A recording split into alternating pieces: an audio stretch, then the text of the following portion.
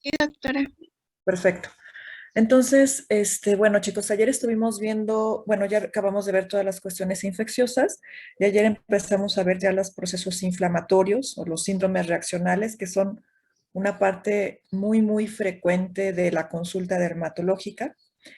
Y y bueno, lo que me interesaba mucho es que pudieran reconocer algunos puntos claves en relación a la morfología, como eran las lesiones elementales que iban a ser estos síndromes. Entonces, si yo les preguntara una característica del eritema polimorfo, ¿cuál me podrían decir? Así decir, bueno, tiene esto, este eritema polimorfo. ¿Qué me podrían decir?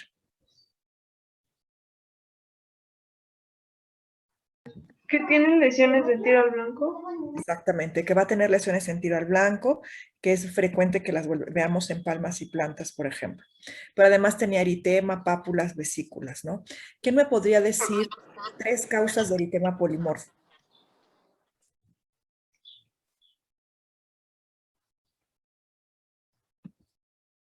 Tres causas de eritema polimorfo. Medicamentos. Medicamentos, sí, ¿qué más? Sulfas, creo que era muy común, digo. ¿Qué más? Herpes y Herpes, ¿qué más? algún honguillo. Bacterias. Las bacterias como cuáles.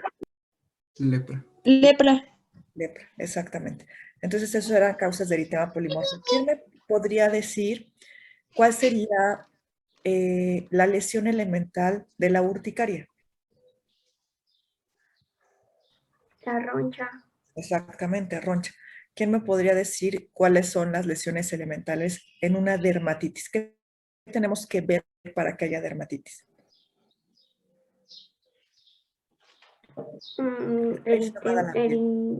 Pero creo que había aguda y crónica, ¿no? Había aguda y crónica. Vamos a empezar por la aguda, por el eczema.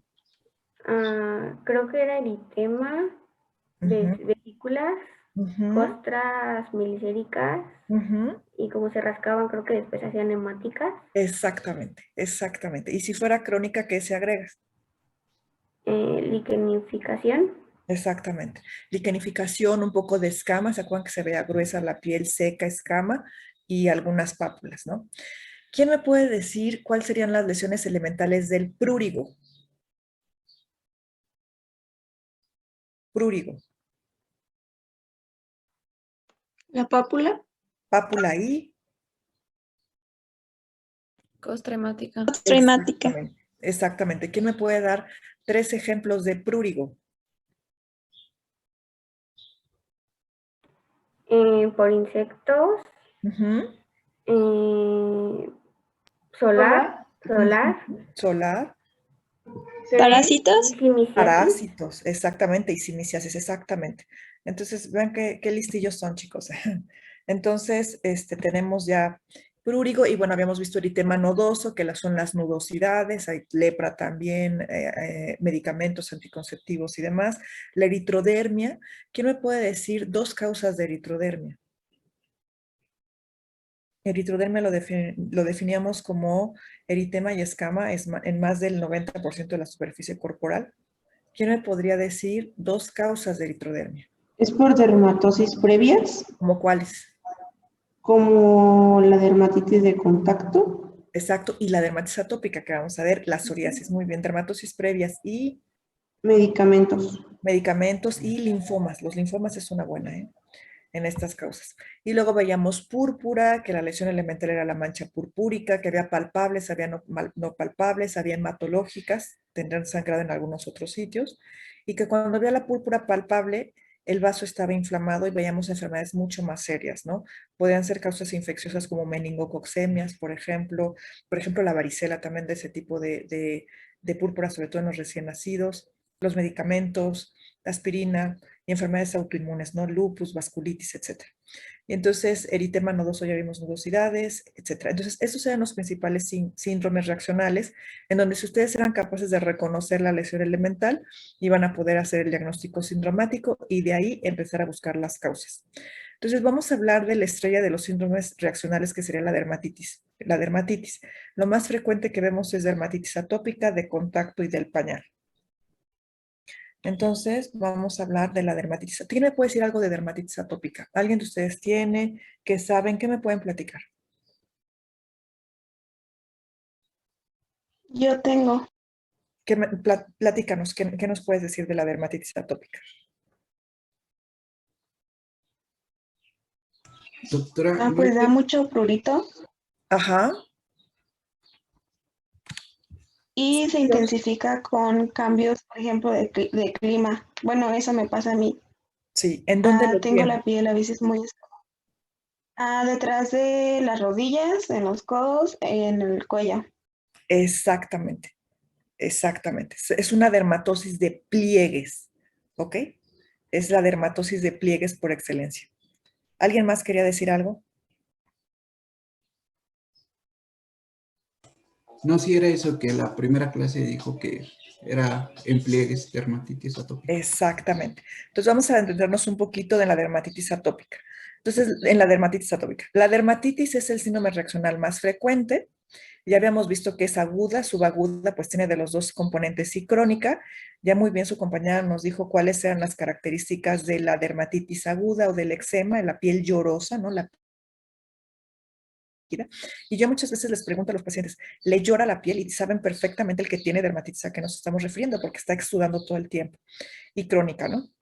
Y lo importante, ahora ustedes ya saben decir, bueno, esto es dermatitis y ahora le tienen que aprender a poner el apellido, ¿ok? Entonces, vamos a ver que la dermatitis atópica es el primer apellido, es el apellido más frecuente, es un estado reaccional de la piel, es un síndrome reaccional, es una enfermedad súper frecuente que afecta en cualquier momento de la vida y va a tener fases y dependiendo de esas fases, bueno, va a ser la topografía. ¿Por qué se mueven? No lo sabemos, pero es una realidad que dependiendo de la etapa en la que esté el paciente, de la edad, va a ser la topografía. Puede aparecer desde la primera década de la vida, desde que son bebecitos, y después ir evolucionando a la etapa del escolar y la etapa del adulto, o empezar a la etapa escolar, o empezarse en la etapa del adulto, y no va a haber pasado las etapas interiores, ¿no? Las características es una dermatosis reactiva, pruriginosa, crónica y recidivante. Entonces es todo un tema. Están muy mal en la infancia, mejoran en la adolescencia. ¿Por qué creen que mejoran en la adolescencia? Son pacientes que tienen la piel seca, con comezón. Entonces en la adolescencia empiezan a producir más sebo y eso les protege. Y después vuelven a recaer mucho en la vejez porque la piel se vuelve a secar. Vamos a ver que se puede afectar, dependiendo de las series, entre 3 al 20% de la población general. Aquí es muy frecuente la dermatitis atópica. Afecta a niños, adolescentes, pero también a los adultos, cualquier raza, cualquier sexo. Y entonces vamos a ver que hay mucho, es como todas las enfermedades, es una enfermedad multifactorial. Entonces, vamos a ver que los pacientes que tienen dermatitis atópica en general son atópicos y la atopia se define como de una manera muy sencilla, es una manera de reaccionar de manera exagerada a estímulos ambientales. Por ejemplo, el que tiene asma, por ejemplo, que el polvo, el polen, las caspas de los animales, el ejercicio y demás, hacen que tenga un proceso inflamatorio bronquial y tengan broncoespasmo. Lo mismo sucede con la rinitis, el polvo, los pólenes, por ejemplo, los solventes, etcétera, van a provocar un proceso inflamatorio de la mucosa nasal y va a haber inflamación de la mucosa con mucho moco, lo mismo pasa en los ojos y lo mismo pasa en la dermatitis. Entonces, aquí los alergenos o los desencadenantes pues, pueden ser muchos, es el cambio de clima, puede ser, por ejemplo, también el polvo, por ejemplo, los detergentes, los jabones, los metales. Entonces, todo ese tipo de cosas que a los demás no nos hacen ningún efecto, a los pacientes que tienen dermatitis atópica les va a montar una respuesta inflamatoria. También es una condición genética. O sea, si nosotros tenemos padres con dermatitis o atópicos, tenemos mucha más posibilidad de nosotros desarrollar atopia y que nuestros hijos presenten atopia.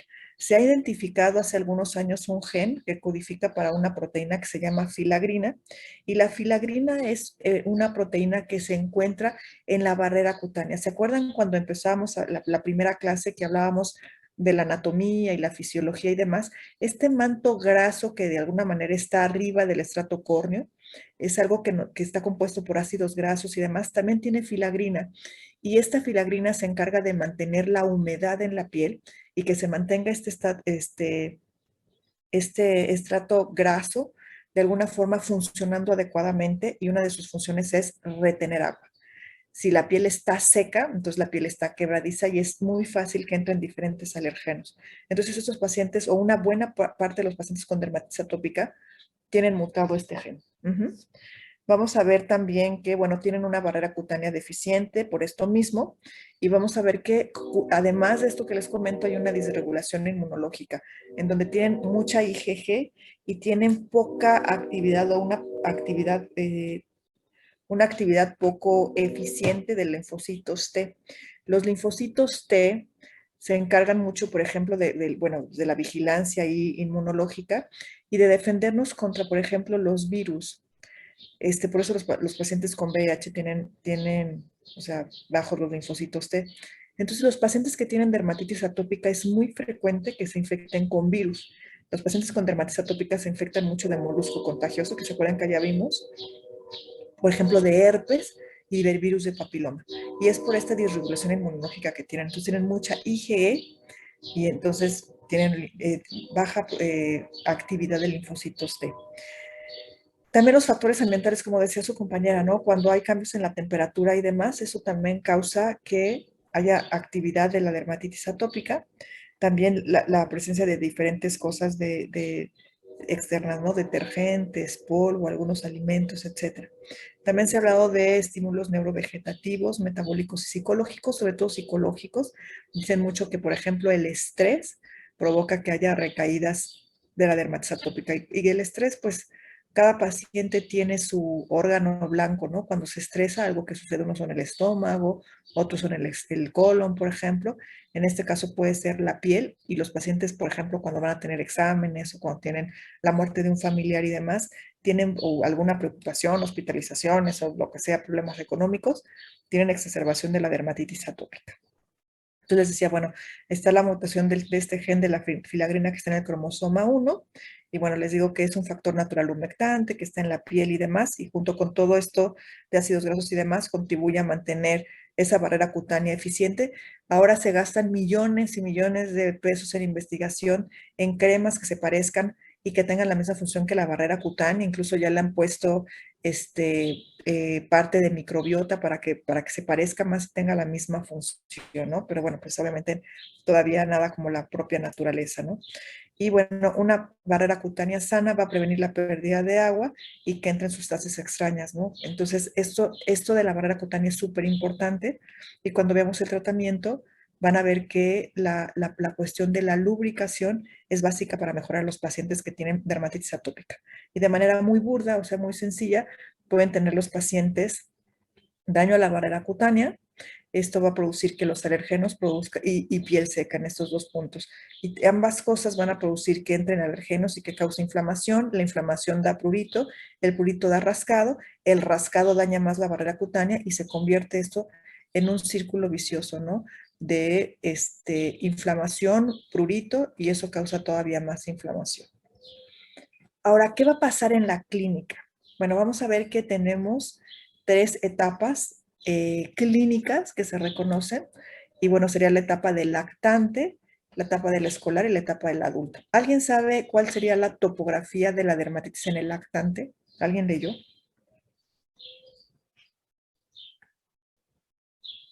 ¿Sí me escuchan? ¿Siguen despiertos? ¿Chicos, me escuchan? Aunque no contesten. Sí, Ok. Entonces, la etapa del lactante se presenta sobre todo en las mejillas, ¿no? En las mejillas y un poco en las extremidades, pero sobre todo en las mejillas.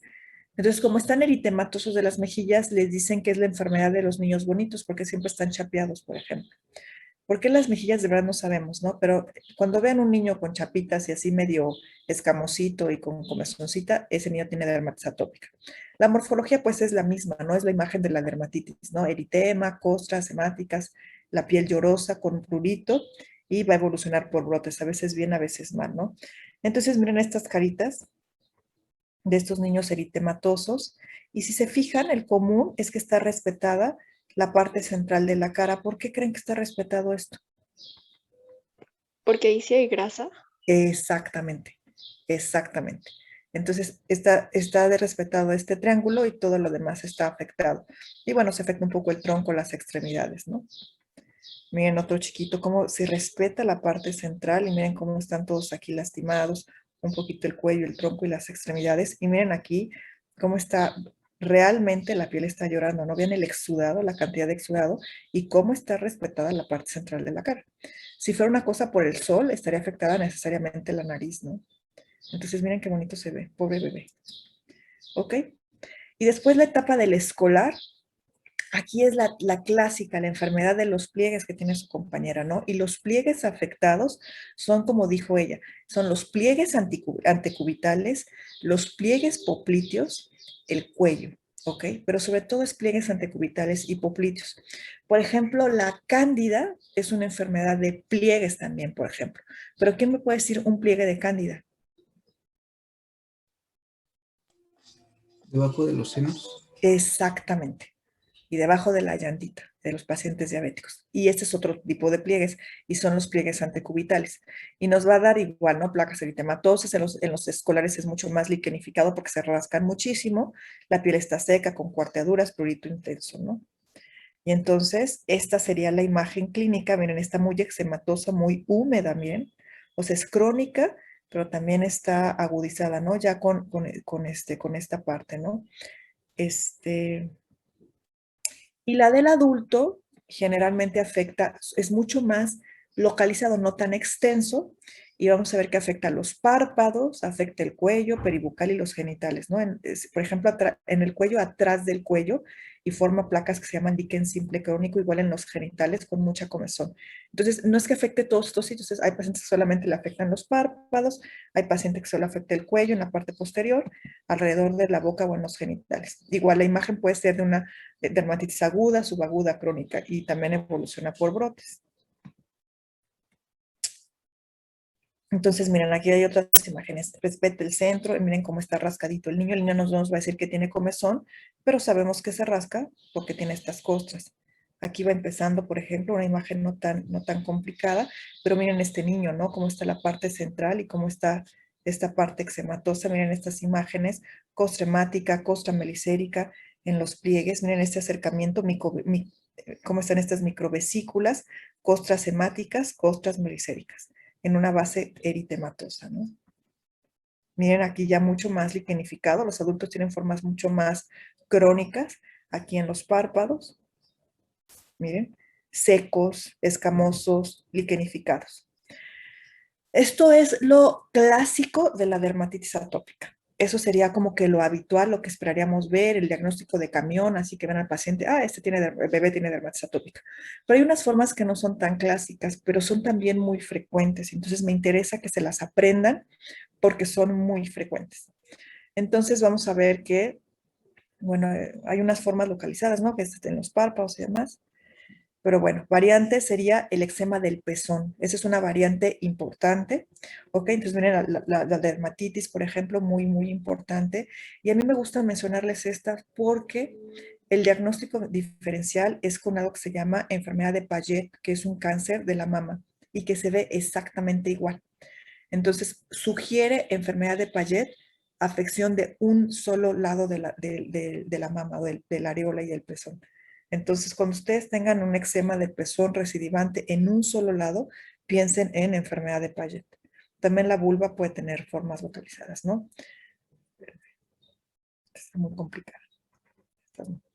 Después tenemos el eczema numular, ¿no? Que sería esto, y numular es en forma de monedas. Es la misma placa de dermatitis con mucho prurito, pero en forma de monedas. Miren cómo es la imagen de dermatitis, la placa eritematosa, húmeda, con costras melicéricas, costras hemáticas, pero en forma de monedas, y ya no es así estrictamente de los pliegues. Se enferma en cualquier parte del cuerpo. ¿Se acuerdan de este paciente? Miren, aquí tiene eczema numular, aquí tiene dermatitis numular, aquí empiezan a hacer otro tipo de placas en monedas. Miren este paciente. ¿Ok?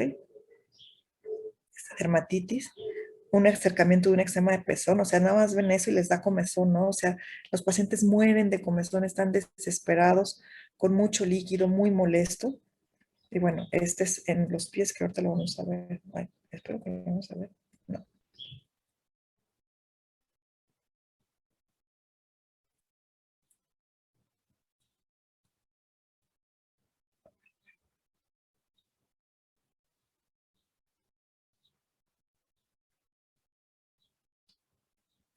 Bueno, no lo tengo aquí como que bien puesto, pero bueno, las variantes pueden ser el tipo numular, que es como de las más frecuentes, el eczema del pezón, la dermatitis plantar juvenil, que es esto. ¿Y a qué se parece esto, chavos? ¿A la tiña? Exactamente, que sería el diagnóstico diferencial más frecuente. Entonces sería eczema numular, una variante clínica, eczema del pezón, una variante clínica, dermatitis plantar juvenil, que sería esto. Ok, sí tengo por aquí, pero no, espérenme. Aquí están, perdón. Dermatitis numular, que es la que acabamos de ver en forma de monedas. Líquen simple crónico, que es cuando se afecta esto que les decía, el cuello o los genitales. O sea, solamente una placa en el cuello o en los genitales, esos serían los sitios de líquen simple crónico. Eczema disidrótico, que por ahí de ustedes 2 o 3 van a tener, que se presenta sobre todo en palmas y plantas y da microvesículas alrededor de los dedos con mucha comezón. ¿Ninguno de ustedes tiene ese? Que les salen así como burbujitas al lado de los dedos con comezón por épocas del año. Eso se le llama eczema disidrótico o disidrosis. La dermatitis plantar juvenil, que es algo que se confunde mucho con las tiñas y entonces tienen una descamación importante a nivel de los pies con prurito y del eczema del pezón. Entonces, esas serían las variantes clínicas más importantes de la dermatitis atópica. Estas son otras como que menos frecuentes, pero el eczema del pezón y la dermatitis plantar juvenil es súper frecuente.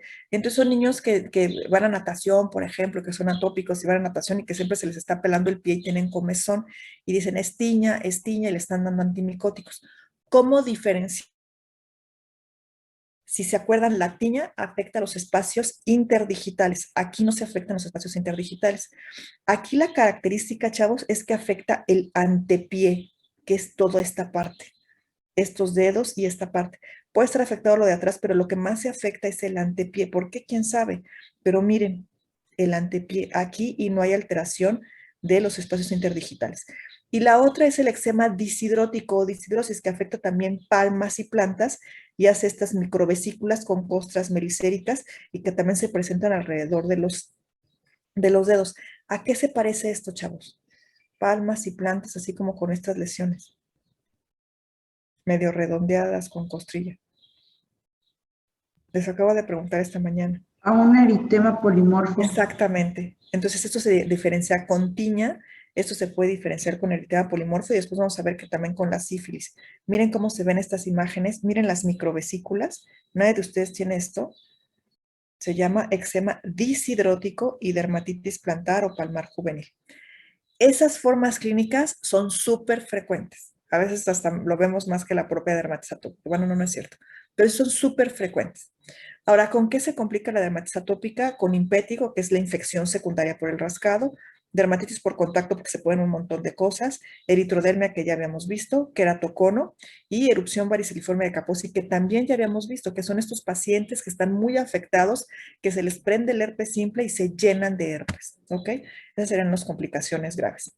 Criterios de diagnóstico, los se llaman los criterios de Hanifin y Rajka, y vamos a ver qué es la distribución y morfología clásica. O sea, les digo, la distribución y las lesiones elementales son típicas. Cuando un paciente tiene una dermatosis crónica recidivante, el antecedente familiar de atopia que siempre hay que preguntar, una piel seca con IgE elevada, de inicio temprano y clínicamente lo que se llama el pliegue de Denny Morgan, que es el doble pliegue que se presenta en el párpado en los pacientes que son atópicos, ¿no? El tratamiento es, ¿alguien tiene alguna idea del tratamiento de la dermatitis atópica? Chicos, no han leído absolutamente nada, deberían Yo me imagino que tiene que ser como... Perdón. Anímense. Son ¿Quién? tratamientos tópicos. ¿Con qué? ¿Se ¿Con le qué? podría poner Dapsona? No, Dapsona no. ¿Una crema que tenga filagrina? Pues sí, nada más que no hay.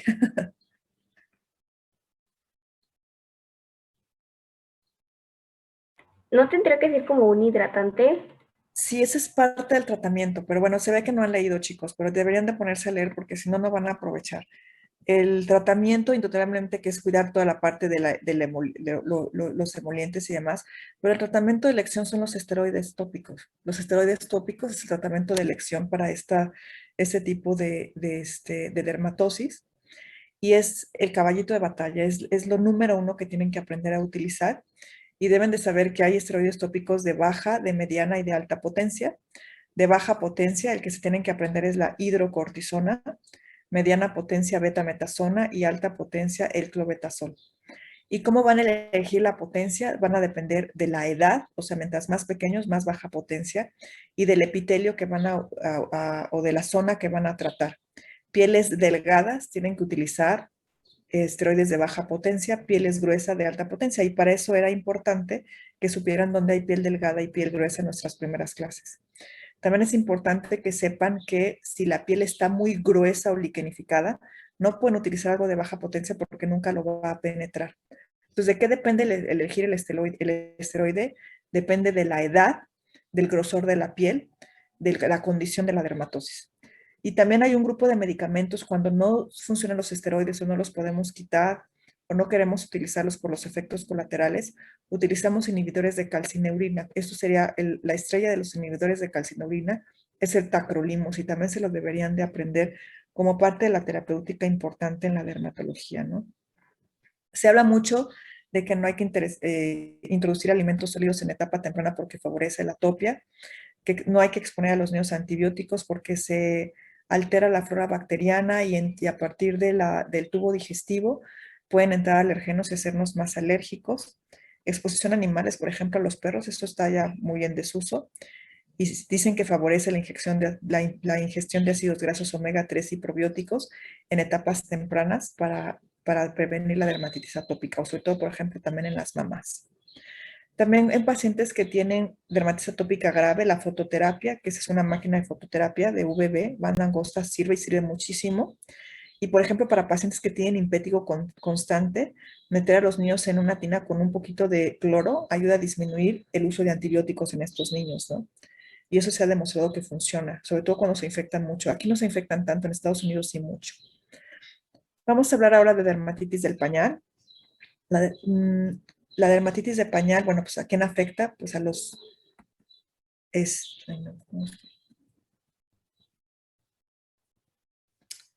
a los lactantes, eso sería como muy lógico, pero también a los adultos y a los ancianos que tienen problemas de incontinencia. Y esto cada vez se convierte más en un tema porque cada vez hay más, la gente vive más y no en las mejores condiciones. Entonces, es un problema también con los ancianos, ¿ok? Y bueno, el pañal, que el pañal como tal, el material del pañal cause dermatitis de contacto, en realidad no. Es más bien las heces y la orina que están mucho más tiempo ahí y van a causar maceración y pérdida de la barrera cutánea.